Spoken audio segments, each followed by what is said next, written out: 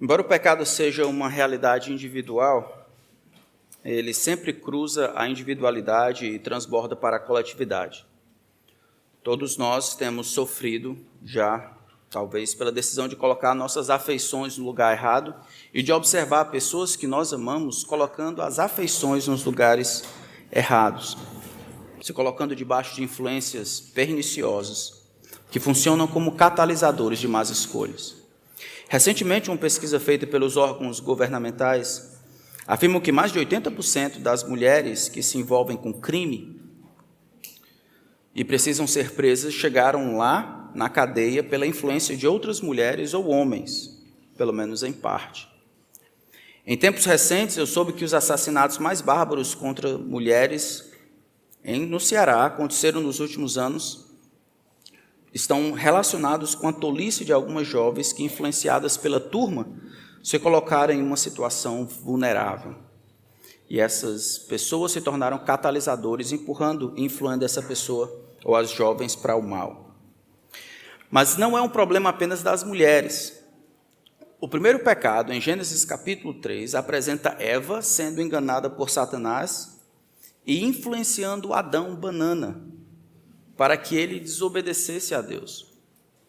O segundo pecado, em Gênesis capítulo 4, mostra a indisposição de Caim de servir como tutor ou protetor do seu irmão.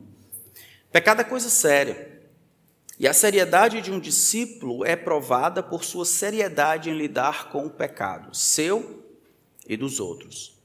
O conteúdo desses dois pecados, tanto em Gênesis capítulo 3 quanto em Gênesis capítulo 4, ele vai ser rememorado por Jesus, falando com os seus discípulos a respeito de como lidar com o pecado dentro da comunidade. Isso está em Lucas capítulo 17. Por favor, abram lá. Lucas capítulo 17.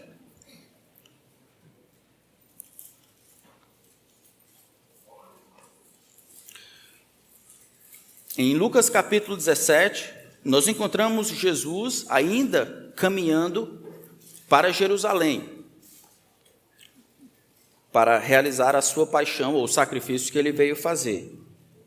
E aí, desde o capítulo 9, versículo 51, quando Jesus começa essa jornada, Jesus está tentando definir o evangelho e definir a ideia de discípulo. O que é um discípulo de Jesus? O que ele ama, o que ele não ama, quais são os seus objetivos, o que é que eles trazem angústia, como ele lida com o dinheiro, o que ele se prepara para fazer. E aqui, mais uma vez, como que o discípulo lida com o pecado dentro da comunidade. Então, em Lucas capítulo 17, a partir do versículo 1 até o versículo 4, diz assim a palavra do Senhor. Jesus disse aos seus discípulos: é inevitável que existam pedras de tropeço, mas ai de quem é responsável por elas. Seria melhor para esse que uma pedra de moinho fosse pendurada ao seu pescoço e fosse atirado no mar do que fazer tropeçar um destes pequeninos. Tenham cuidado. Se o seu irmão pecar, repreenda-o. Se ele se arrepender, perdoa-lhe.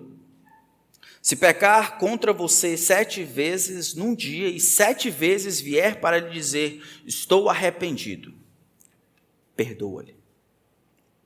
Depois os discípulos vão ouvir isso no versículo 5 e vão dizer, aumenta-nos a fé. Nós não vamos olhar isso ainda hoje, vamos olhar apenas o versículo 1 e o versículo 2. Talvez a primeira coisa seja observar o que Jesus está fazendo aqui. Como é que esse texto se liga com aquilo que estava acontecendo previamente? Se nós olharmos o capítulo anterior, em Lucas capítulo 16, veja que Jesus ele está explicando sobre o uso devido das riquezas. No versículo 9 do capítulo 16, Jesus diz, eu recomendo a vocês, usem a riqueza injusta, isso é, as riquezas desse mundo, para fazerem amigos, para colocar a gente no céu, para que quando as riquezas, essa aqui, faltar, vocês sejam recebidos nos tabernáculos eternos.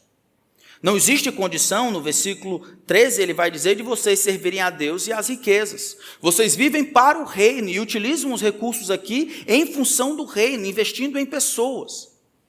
No versículo 14, os fariseus que estavam ouvindo o que Jesus estava dizendo, essa finança, as finanças relacionadas ao reino, eles escutam. E o texto diz que os fariseus que eram avarentos, amantes de dinheiro, ouvindo tudo isso, zombavam de Jesus. Como é que é? Você está dizendo que o dinheiro não é para ser utilizado para o nosso bem, é também para dividir com as outras pessoas, para abençoar os outros? Que existe uma maneira de utilizar os recursos próprios dessa vida e transformar em algo que renda mais, que dure mais, que seja eterno? E os discípulos, então, ouviram os fariseus reclamando ou zombando da atitude de Jesus por causa das riquezas, porque eles eram avarentos. Jesus, então, a partir daí, ele vai dar uma outra história do rico e de Lázaro, tentando agora trazer para os discípulos como aqueles que se propõem a liderar o povo, aqueles que de alguma forma têm uma instrução, aqueles que vivem na frente dos outros, dentro da comunidade, precisam estar preparados para não pecarem contra as pessoas da sua própria comunidade, isso é, para não se colocarem de alguma forma como pedra de tropeço para as outras pessoas, exatamente como os fariseus estão fazendo.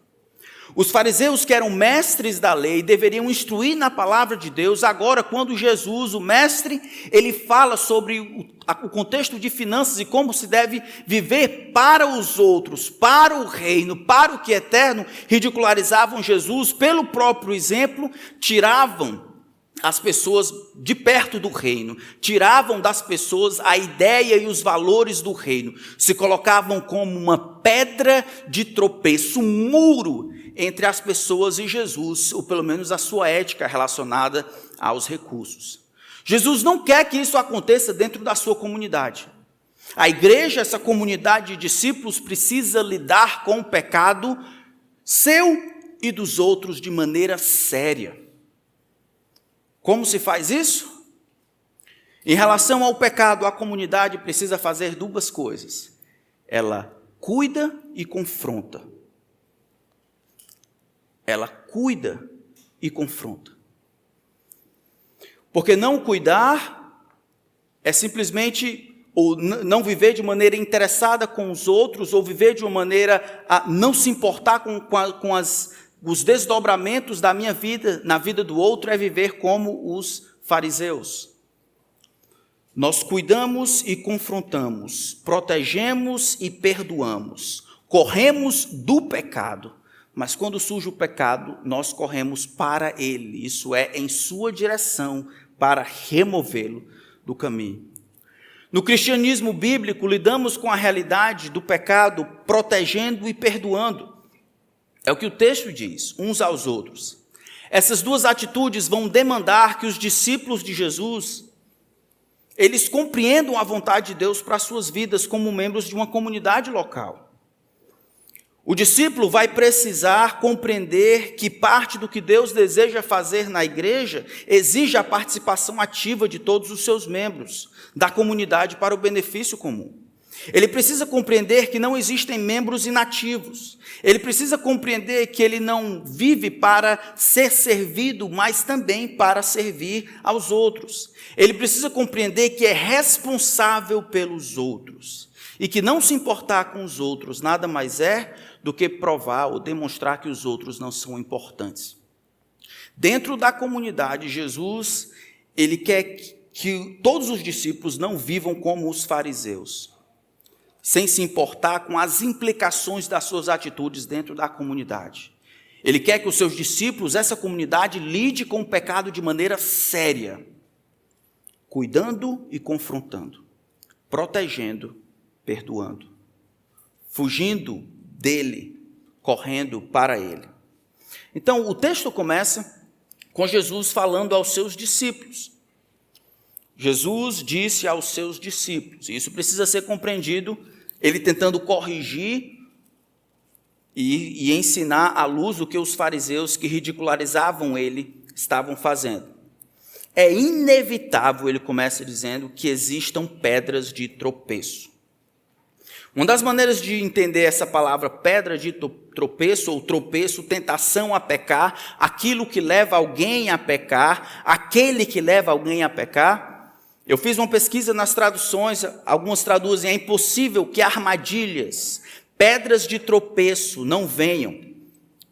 É impossível que armadilhas fatais não venham. É impossível que coisas que fazem alguém tropeçar não venham. Ocasiões para tropeços virão. Certamente haverá causas para tropeço. É impossível que as ofensas não ocorram. As ofensas certamente virão. Coisas que levam as pessoas a pecar são fadadas a vir. Sempre haverá tentações para pecar. É impossível que as tentações não venham. É impossível que escândalos não ocorram. Coisas que fazem as pessoas caírem em pecado estão fadadas a acontecer. Sempre haverá algo que leva as pessoas a pecar. Coisas que fazem as pessoas pecarem irão acontecer. Situações que fazem com que as pessoas percam a fé certamente surgirão. Jesus começa falando essa máxima. É inevitável, com certeza, sem sombra de dúvida, haverá nesse mundo aqui, enquanto aguardamos a eternidade se transformar em presente, que tentações, coisas que levam os outros a pecar, aconteçam. Pessoas que funcionam como pedras no meio do caminho dos outros, empurrando os homens ao chão. Sempre haverá pedra de tropeço. Mas isso não significa dizer que porque existem pedras de tropeço, ou a vida sem tentação, ou a vida sem influências externas que nos levam a pecar, não é porque isso é inevitável, Jesus vai dizer que isso significa que a gente deve se eximir da nossa responsabilidade. Se vai ter pecado sempre, se as pessoas vão pecar inevitavelmente, se tentação sempre vai existir de várias fontes, então eu não sou culpado. Jesus, ele parte dessa premissa que sempre haverá tropeço, e ele vira para os seus discípulos dizendo, mas ai de quem é responsável por elas. Parece que Jesus não está falando aqui daquele pecado de Tiago capítulo 1, que diz que cada um é tentado pela sua própria cobiça, lembra disso? Quando esta o atrai e seduz. Aquelas tentações que eu e você caímos, que tem a sua fonte dentro do nosso próprio coração, uma ideia errada, cobiça, inveja, que não precisa de outras fontes, mas eu dentro do meu próprio coração. Jesus não está pensando nessa. Jesus está pensando em pessoas que funcionam como catalisadores, influenciadores, possibilitando que essas pessoas que deveriam caminhar para mais perto de Jesus, caiam e se afastem. Pelo uso da palavra tropeço, Jesus está falando sobre as quedas que acontecem na vida dos outros com a nossa ajuda. As armadilhas que se formaram e quedas que aconteceram pelas pedras que eu e você jogamos no caminho. É claro que existe inevitavelmente influências perniciosas que conduzem ao pecado. Mas isso não significa que não é nossa responsabilidade parar de sermos facilitadores do pecado dos outros. Você precisa proteger, irmãos, o seu irmão e funcionar como agente de Deus para proteger o mundo, para proteger o seu irmão do mundo, da carne, do diabo e de você mesmo. Jesus está explicando que haverá influências perniciosas e algumas delas virão dentro da própria comunidade. Pessoas que ou passiva ou ativamente ou de maneira indiferente funcionarão como promotores daquilo que é indevido. Se colocarão como modelo nocivo para outras pessoas. E pela atitude que tiveram ou deixaram de ter, elas funcionarão como muros, atrapalhando o caminho do Senhor na vida daquela pessoa. Irão promover o desencorajamento, irão destruir aquilo que Deus quer construir, irão atrapalhar as coisas que Deus quer fazer na vida da pessoa? Por qual meio você se torna um catalisador de engano? Você se torna um deturpador de verdades, um facilitador do pecado. Falando, agindo ou pensando na frente dos outros, isso possibilita que outros aprendam a fazer como você. Ser tropeço para alguém, na nossa linguagem aqui, em termos espiritual, é ser como o cheiro do queijo. É funcionar como o promotor de uma armadilha. É influenciar negativamente os seus irmãos. É liderar pelo exemplo ou ausência dele os seus irmãos ao pecado. É funcionar como isca para o pecado, imã para o pecado, por omissão, comissão ou indiferença. É viver a vida sem se importar com as implicações das nossas escolhas. É não se importar pelas pessoas por quem Cristo morreu. É ser egoísta ao ponto de ignorar a minha responsabilidade pela proteção dos meus irmãos. É ser um fariseu entre discípulos.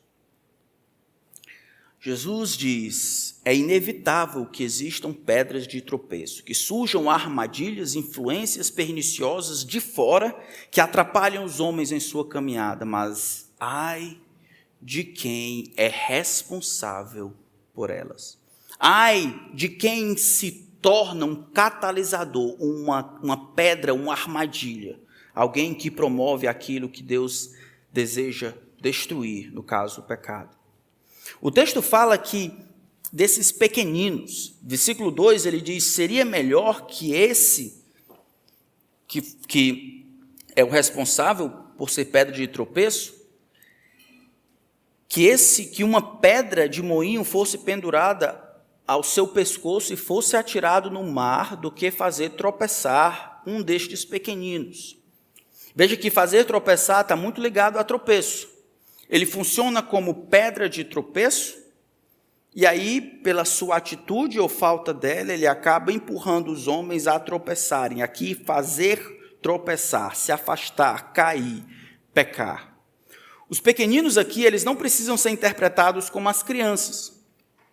Pelo menos não nesse texto aqui, embora Jesus vá utilizar essa mesma palavra para falar de crianças pequenas também.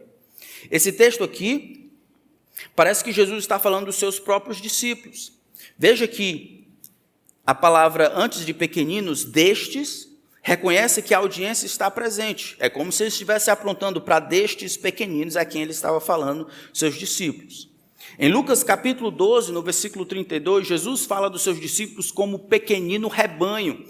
Mesma palavra aqui, dando a ideia de que estes que estão numa situação vulnerável, estes que estão vivendo nesta vida, estes que são cristãos imaturos, mas de maneira geral, aqueles que são meus discípulos que vivem num mundo caótico, tem o mundo, tem a carne, tem o diabo, e agora tem pessoas dentro da comunidade funcionando como promotores daquilo que é mal.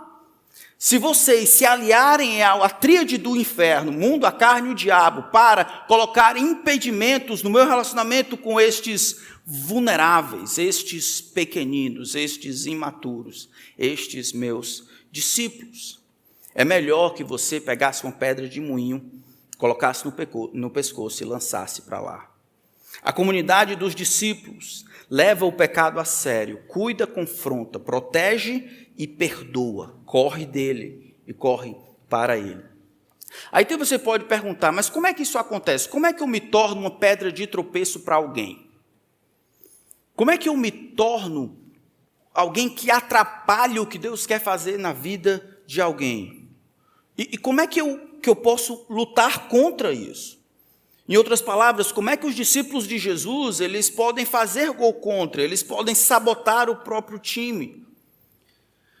E a primeira resposta é quando eles ignoram sua responsabilidade para com seus irmãos, quando eles não aprendem a viver em comunidade, quando eles não cuidam dos seus irmãos, quando vivem de maneira egocêntrica, dissimulada e indiferente para com o bem comum.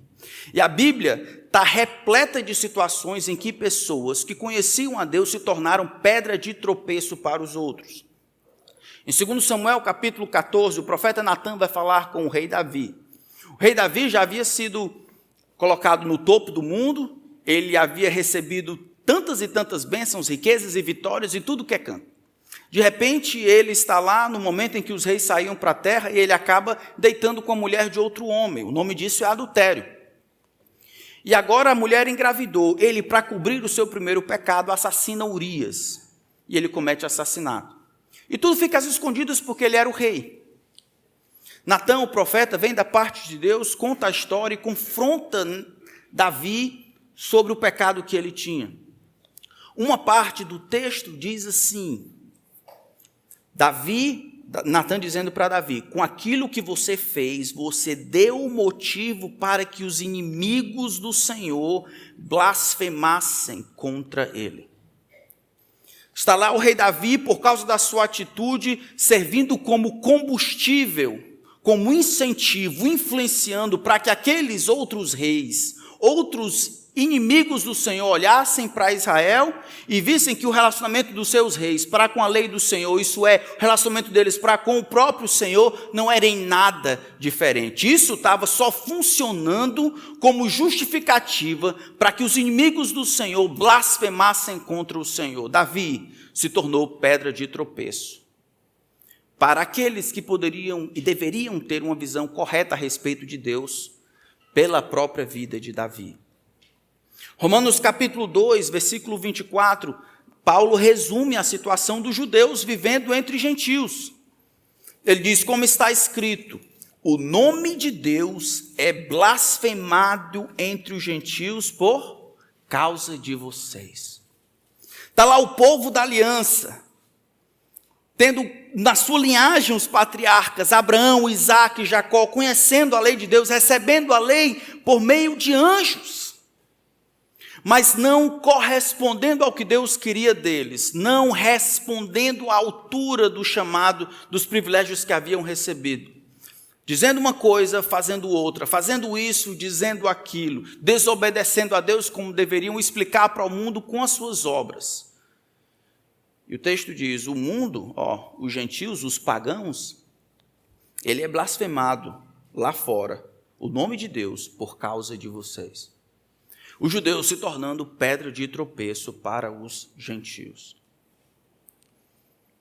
Em 1 Coríntios 10, 32, Paulo resume, falando sobre comida sacrificada aos ídolos, dizendo, não se tornem causa de tropeço, nem para judeus, nem para os gentios, nem tampouco para a igreja de Deus.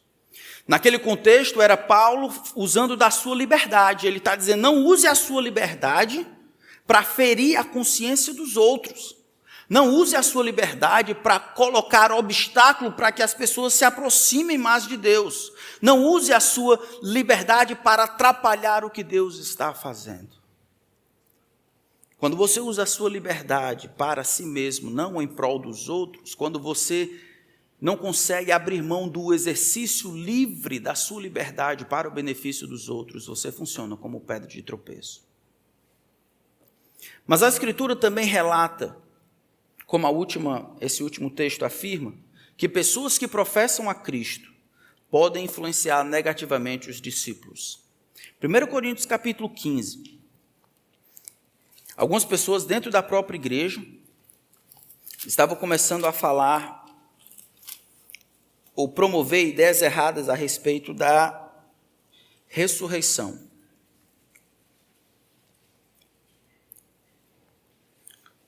1 Coríntios capítulo 15, versículo 33.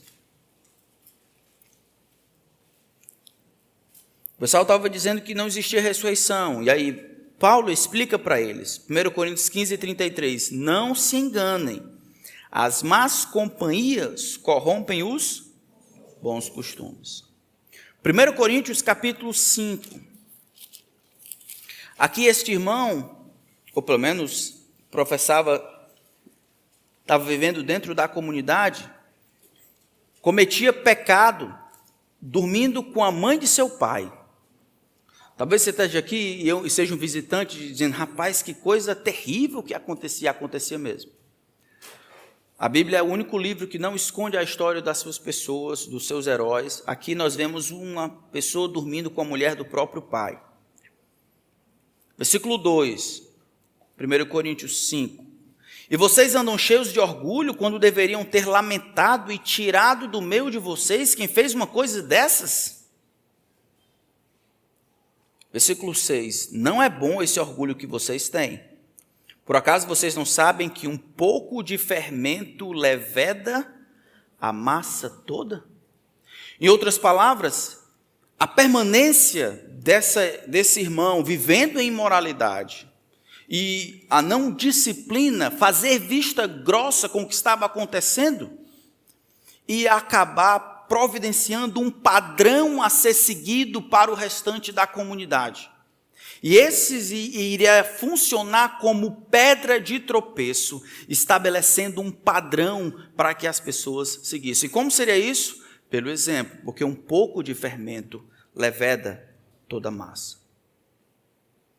Nós devemos ser protetores, irmãos, dos nossos irmãos quanto ao pecado. Gálatas 6:1 diz: irmãos, se alguém for surpreendido em alguma falta, vocês que são espirituais, restaurem essa pessoa com espírito de brandura. O Senhor não está pensando nas lutas internas, está pensando naquelas lutas que a pessoa tem e ao pecar, alguém que está do lado de fora, vê aquele irmão em pecado, Gálatas 6:1, e vai até lá para cuidar deste irmão, para protegê-lo. Porque ele se sente responsável dentro da comunidade. Mas existem várias maneiras de nós sermos pedra de tropeço para alguém. Eu acho que pode acontecer de maneira ativa, passiva e também na indiferença. Vamos dizer que esse camarada de Gálatas 6:1 diz: irmão, se alguém for surpreendido em alguma falta. Então você está andando na sua, indo para a igreja, de repente você vê um irmão gritando com a esposa dentro do carro. Você não estava preparado para aquilo. Você pode ir falar com aquele irmão com espírito de brandura, se guardar para não ser também tentado, e aí você faz isso porque é sua responsabilidade proteger o irmão e a irmã, né? Proteger os dois daquilo que está acontecendo. Essa é aquela disciplina preventiva, onde nós nos protegemos, nós andamos aqui e à medida em que o pecado vai surgindo, nós tratamos e protegemos uns aos outros.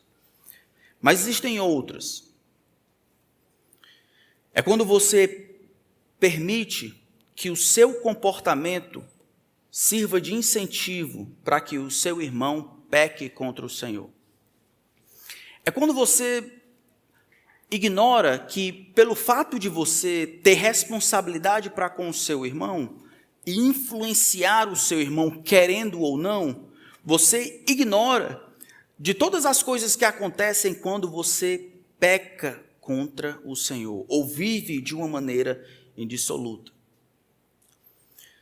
Se ferro com ferro se afia, eu fico imaginando aqueles irmãos que na interação eles não conseguem produzir nenhum tipo de benefício para conosco. Funcionam como areia.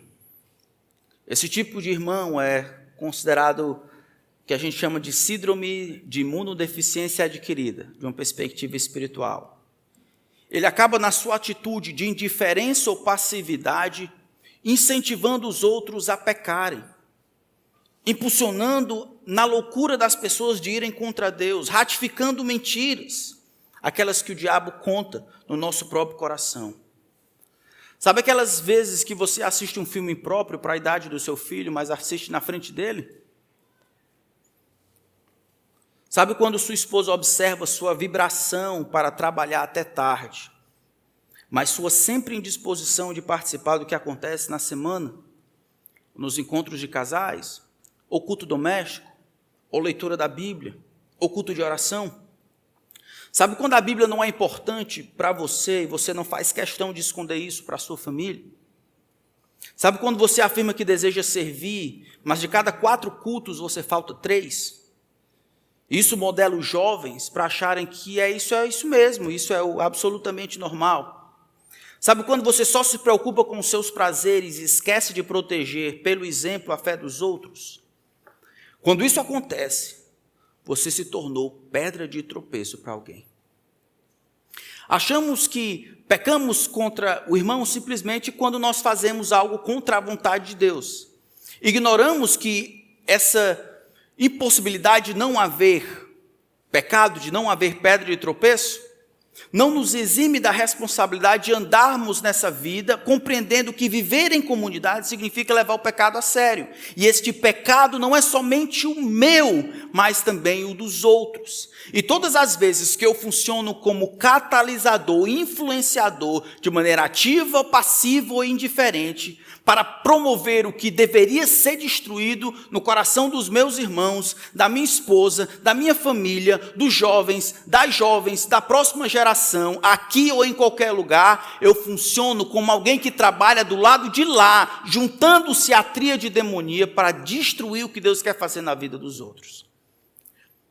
Se você acha que eu estou brincando com isso, é só observar a ilustração que Jesus coloca para isso, levando em consideração a grande seriedade. Ele diz no versículo 2, mas ai de quem é responsável por elas, pelo tropeço, por promover tropeço na vida dos outros. Seria melhor que esse, Lucas 17, 2, para esse que uma pedra de moinho fosse pendurada ao seu pescoço e fosse atirado no mar, do que fazer tropeçar um destes pequeninos. Essa é uma das descrições de tortura mais difíceis de serem compreendidas, porque está na boca de Jesus. Pedra de moinho era uma pedra que parecia uma rosquinha, gigantesca, com um buraco no meio bem pesado, que era utilizada para esmiuçar o trigo ou o cereal lá. Vários homens, às vezes, eram necessários para mover de lugar. E animais eram aqueles que faziam o movimento de rotação para poder esmagar os cereais. Jesus está dizendo, esse negócio é tão sério, que era melhor, era preferível, por causa do julgamento ou da condenação que paira sobre a cabeça, esse ai que ele colocou no versículo 1, paira sobre a cabeça da parte de Deus, era melhor experimentar uma morte por afogamento, quando uma pedra dessa era lançada no mar e depois amarrada ao seu pescoço, o pobre homem descia até ser afogado, até que a água entrasse por sua boca, narinas, e enchesse os seus pulmões, e ele procurasse com toda a gana se salvar e oxigênio, mas não tem.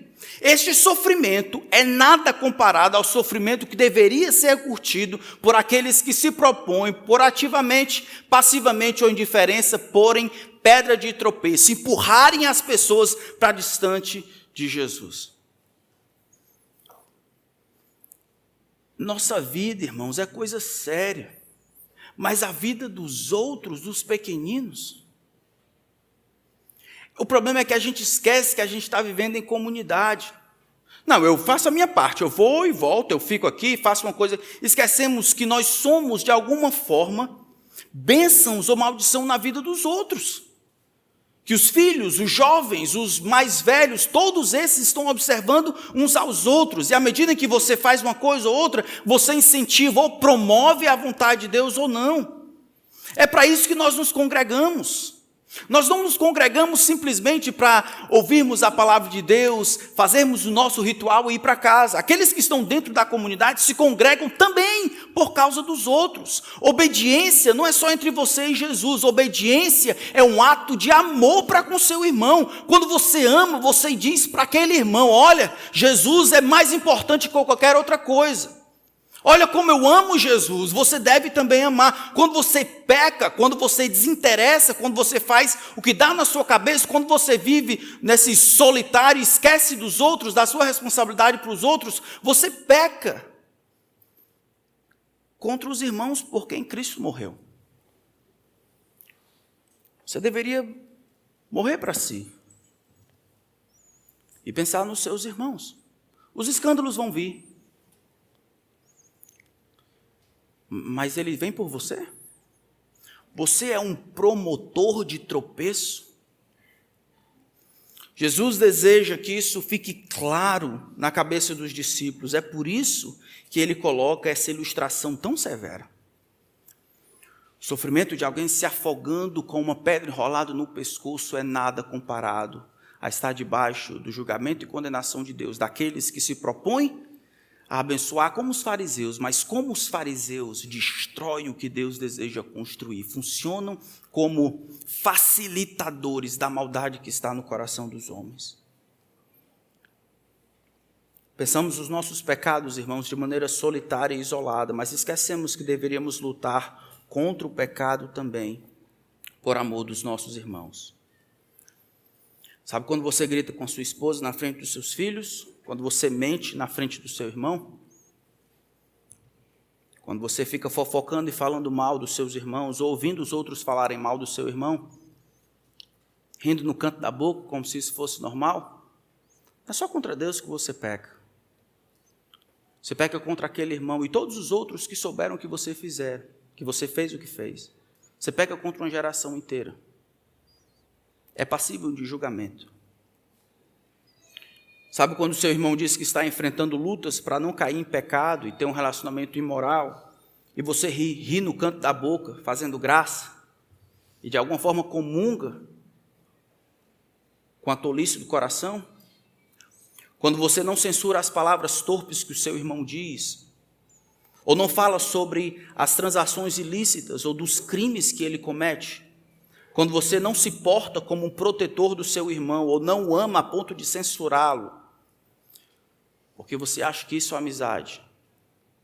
Dentre todos os males que acometem os discípulos de Jesus, talvez esse tipo de pessoa é o pior deles. Não é à toa que Jesus fala de um julgamento tão severo, quando você deixa passar o que deveria destruir, destrói aquilo que deveria permanecer. Você brinca de amarrar a pedra no seu pescoço.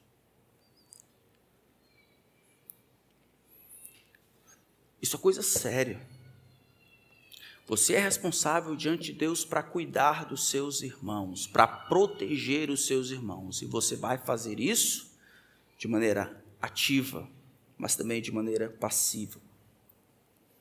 Esse texto também fala das expectativas que Jesus tinha com respeito à vida dos discípulos.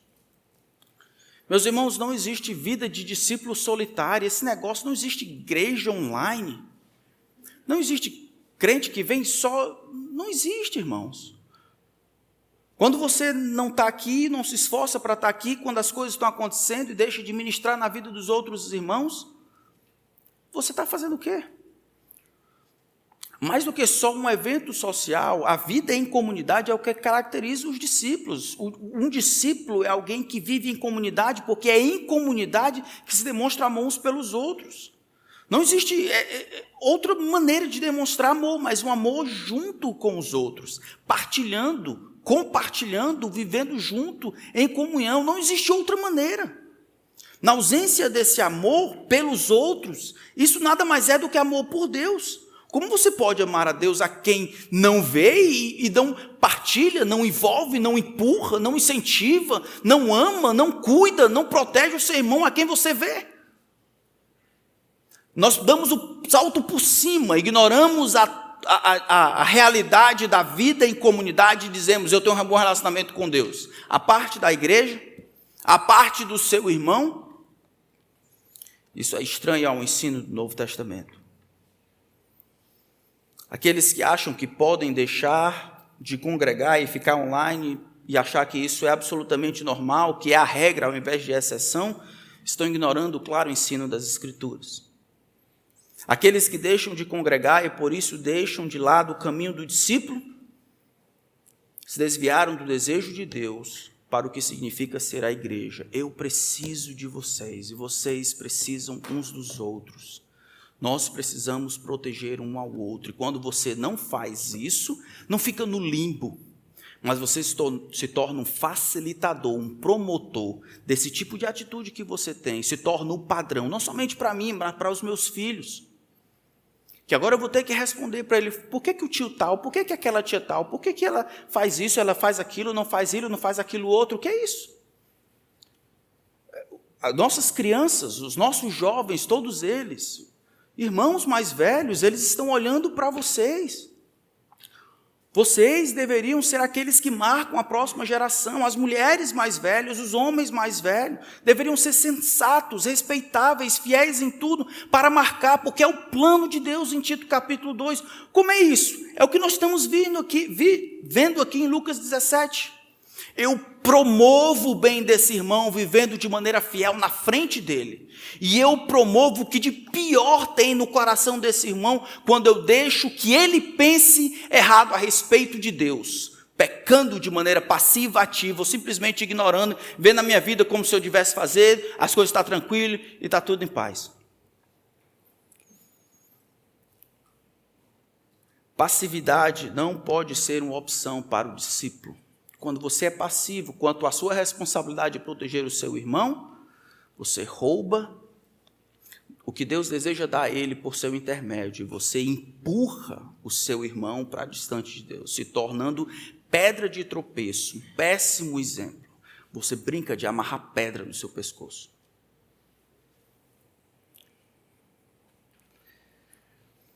Algumas conclusões, irmãos, para nós terminarmos. Vamos ficar só nesses 2 versículos hoje. Primeiro, nós somos responsáveis, não somente por nosso pecado, mas também pelos pecados dos outros. Por não nos tornarmos influencers para o mal. Não sermos promotores daquilo que é destrutivo. Nossa tarefa dada por Deus é nunca permitir que qualquer membro da comunidade peque de maneira confortável, servindo assim de pedra de tropeço, ao invés de muro de sustentação. Quando os nossos irmãos pecam confortavelmente na nossa frente, nós, porque somos amigos, simplesmente observamos e rimos no canto da boca, ou seja, concordamos com o que ele faz, nós estamos validando um estilo de vida que é contrário a Jesus. Isso não é amor. Isso é falta de amor por ele e por Deus. Nenhum cristão tem o direito de pecar confortavelmente na sua frente. Nenhum cristão, nenhum irmão ou irmã seu ou sua tem permissão e direito diante de Deus, não importa quem seja, de pecar confortavelmente na sua frente. A sua responsabilidade por amor a Deus e a esta pessoa é tornar o pecado desconfortável, anunciando a vontade de Deus, independente do que aconteça. Você foi dado ao seu irmão para proteger o seu irmão, não para funcionar como um catalisador de maldades. Você não pode ser pedra de tropeço para o seu irmão, mas muro de sustentação, bloqueando ele do seu desejo louco por distanciar-se de Deus. Agir assim é sermos como Jesus, protegendo e perdoando, cuidando e confrontando, se importando com a maneira como as pessoas vivem. Agora, se a sua única interação que você tem com os seus discípulos são ambientes de culto do domingo, você precisa se perguntar se tem conseguido cumprir a sua função de membro do corpo de Cristo. Se a única interação que você tem com seus irmãos é no domingo, naquele período, você precisa perguntar: rapaz, eu estou promovendo a vida dos meus irmãos, o avanço do reino na vida dos meus irmãos, eu tenho condições de cuidar dos meus irmãos nesse pouco tempo? Talvez, se você tem amigos assim, que empurram você para distante de Cristo, ou não confrontam você, ou permitem que você peque de maneira confortável, você precisa rever os seus amigos. E dê um cartão de Natal para esse camarada, para essa moça, e vá embora. Não comungue com ele. Ou você o exorta para que ele seja um bom amigo, ou você simplesmente divide a vida com outra pessoa. Procure um outro amigo. Esse ou essa não presta para ser o seu amigo. Na verdade, ele deveria funcionar como seu irmão. Se você está convencido diante de Deus que o problema talvez é a distância, nossa igreja, irmãos, eu entendo, é uma igreja que não é uma igreja de bairro, tem pessoas vindo de todos os cantos, e nós conversamos com as pessoas a respeito da distância, porque eu sei que é uma dificuldade morar numa cidade grande como essa. É difícil para estar na casa dos irmãos, ou ver o que as coisas estão acontecendo, e participar para cumprir o que Deus quer, promovendo ao invés de atrapalhando pelo mau exemplo. Se você está convencido diante de Deus que a distância é o problema, talvez você precise mudar de igreja. Eu digo isso tranquilamente, eu posso ajudar você.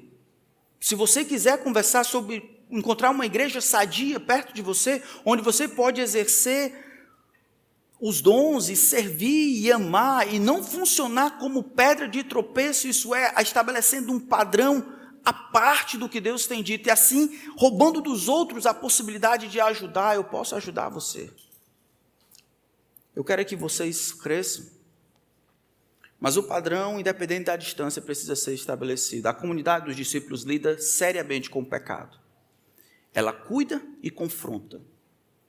Ela protege e perdoa. Hoje nós vimos a parte do proteger. Nós vimos a parte do cuidar. Não se tornar pedra de tropeço ou um facilitador. Esperamos em Deus que no próximo domingo, se o Senhor não voltar, nós temos a oportunidade de olhar a parte do perdão. Eu queria que nós terminássemos hoje orando silenciosamente. Eu queria que você respondesse a pergunta assim: será que eu tenho sido uma pedra de tropeço para os meus filhos, para minha esposa, para os meus irmãos?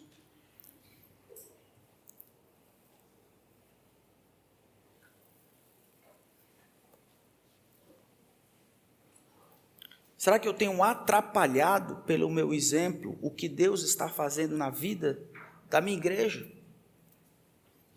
Eu quero encorajar você a confessar este pecado diante de Deus, a pedir ajuda a mim, outro líder aqui da igreja, ou um irmão que você ama, mas não permitir que isso exista na sua vida. Talvez você esteja vivendo dessa maneira por muitos anos e ache que isso é normal.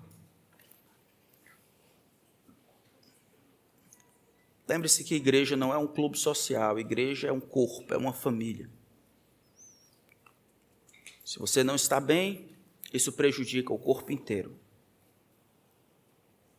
Então, ore silenciosamente, sondando o seu coração.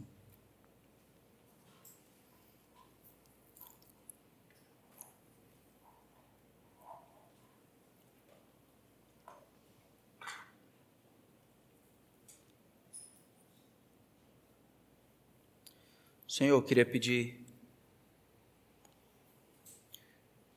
perdão, porque nós ignoramos tantas vezes, eu ignoro tantas vezes, que as consequências dos nossos erros, elas afetam um mundo de pessoas, não somente aquelas que mais amamos.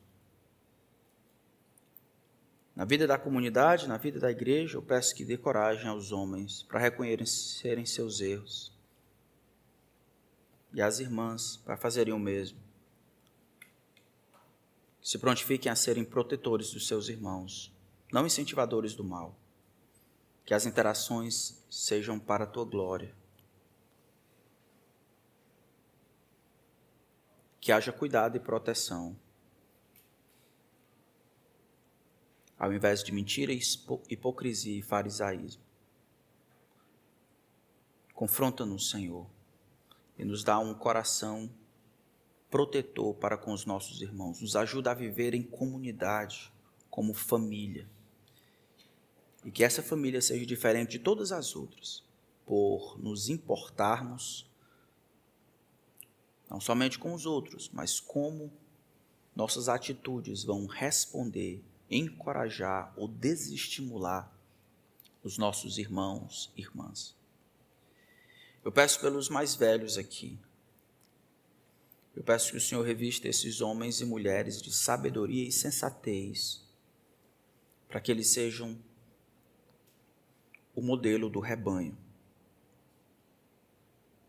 No mundo que carece de heróis, eu peço que a vida contigo, o amor por Jesus, ainda seja de grande valor e modelo para aqueles que estão ainda no meio do caminho. Que nenhum de nós, Senhor, funcione como como armadilha, atrapalhando a vida dos nossos irmãos. Que o Senhor nos dê amor, que o Senhor nos ajude. Em nome de Cristo, amém.